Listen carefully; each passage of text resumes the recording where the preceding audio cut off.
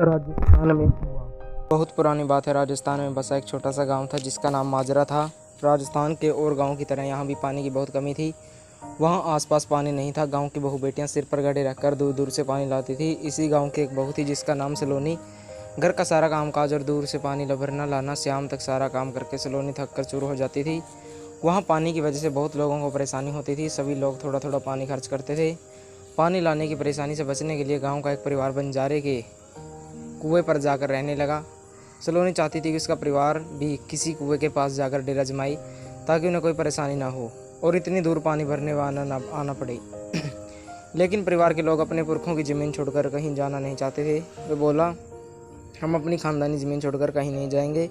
बेचारी सलोनी मन मार कर रह जाती थी और वह बहुत दुखी हुई। एक दिन की बात है, सिर पर पानी का घड़ा उठाए मन में कुछ विचार करती हुई सी सलोनी घर को लौट रही थी। वह चल चल कर थक गई थी, इसलिए एक के पेड़ के नीचे सांस लेने रुकी तो उसकी नज़र जड़ पर पड़ी। वहाँ उसे गीली मिट्टी दिखाई दी और वह खुद से बोली, अरे ये चूहे भी सब जगह बिल खोद देते हैं। यह सोचकर वह आगे बढ़ चली। वह जाने ही वाली थी कि अचानक उसके मन में आया कि बिल से खोदी मिट्टी तो गीली है। अगर यहाँ मिट्टी गीली है तो ज़रूर यहाँ पानी होना चाहिए। अगर यहाँ कुआं खोद ले तो दूर से पानी लेने नहीं जाना पड़ेगा। उसके पैरों को मानो पंख लग गए।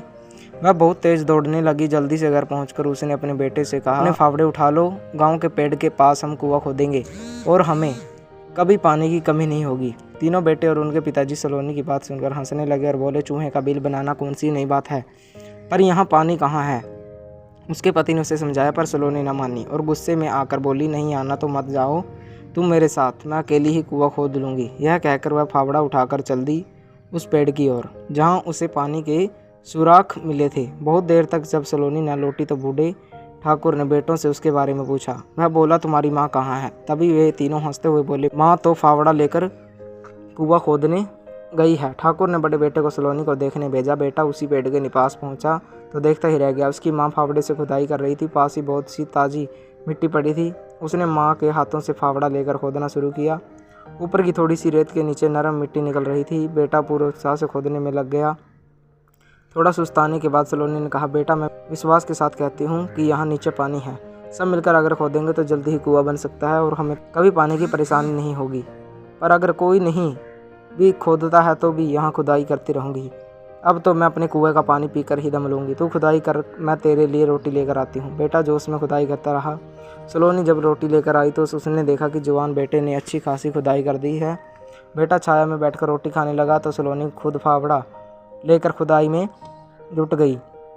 शाम को जब माँ बेटे घर लौट रहे थे तो गाँव के लोगों ने उनका मजाक उड़ाया और वह सब बहुत हंसे, लेकिन दोनों चुपचाप घर को लौट आए।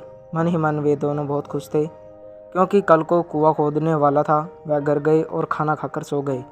सुबह सुबह जब छोटा बेटा सोकर उठा तो उसे घर में माँ नहीं दिखाई दी। घड़ा भी अपनी जगह नहीं था। पास में सोते हुए पानी को भाई को उठाकर उसने कहा, भाई माँ शायद ठीक कहती है। वह पेड़ इसलिए हरा भरा रहता है कि उसके नीचे ज़मीन में पानी है। चलो हम भी माँ के काम में हाथ बटाएं। बड़ा भाई थोड़ी देर बैठा सोचता रहा, फिर बोला, तो ठीक कहता है, चल हम चलकर माँ का हाथ बटाएं। बेचारी अकेले खोद खोद कर थक गई होगी। पेड़ के पास पहुंचकर दोनों माँ के खोदे गड्ढे में उतर गए। माँ के हाथ से फावड़ा लेकर दोनों ने खुदाई शुरू कर दी। तब तक सलोनी का पिता भी वहाँ आ चुका।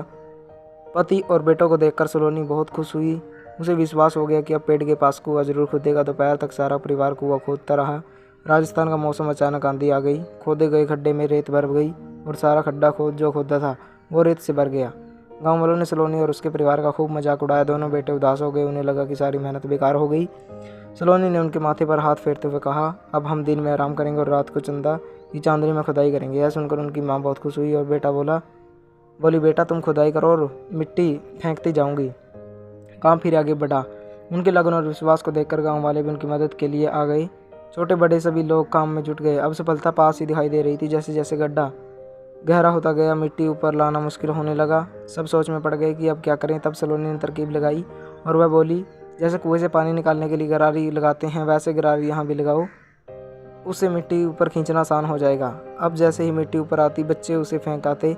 जल्दी ही कुएं में गीली मिट्टी निकल आई। गाँव में मिठाई बटी।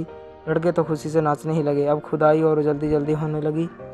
सबके देखते देखते पानी 12 हाथ ऊपर चढ़ गया। कुएं से शीतल मीठा पानी निकल रहा था। सभी लोग बहुत खुश हो गए। चारों ओर सलोनी की समझदारी और लगन की तारीफ हो रही थी। खुद उसका मन कह रहा था कि वह पानी में खूब खूब नहाए और अपने खूब सारा पानी ले जाए। सब लोग उसकी जय जयकार कर रहे थे। सब अपनी जय जयकार सुनकर उसकी आंखें भर आई। वह बोली, भाई लोगों, अकेला चना भाड़ नहीं फोड़ सकता। अगर आप मेरे साथ नहीं आते तो मैं अकेली भला क्या कर पाती। गांव के सबसे बूढ़े व्यक्ति ने कहा, या तो थारी हिम्मत है, सलोनी के खोदे कुएं में पानी कभी खत्म नहीं होता और लोग आज भी उसे सलोनी का कुआं कहते हैं। उन्हें वहां घर बनवाया और खुशी खुशी रहने लगे। तो दोस्तों, कैसी लगी आपको ये कहानी कमेंट करके जरूर बताएं। अगर आप हमारे चैनल पर नए हो तो चैनल को सब्सक्राइब करें, वीडियो को लाइक करें, शेयर करें, कमेंट करें। धन्यवाद दोस्तों।